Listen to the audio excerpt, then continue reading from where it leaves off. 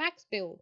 recently won the ACRA award in the category of commercial buildings for their project Birkenhead Shopping Centre Basement Remediation, 19 Rosebery Street, Birkenhead Point, New South Wales, Australia.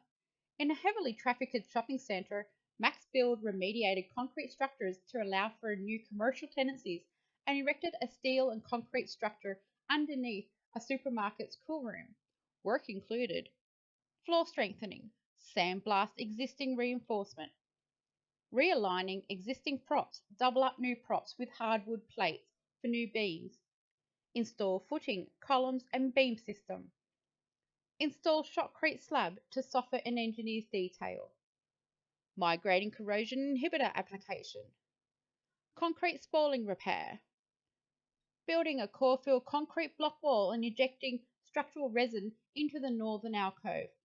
forming and pouring new concrete columns around existing steel UCs. Other ACRA members involved in this project were Triaxial Consulting, Parchem and BASF.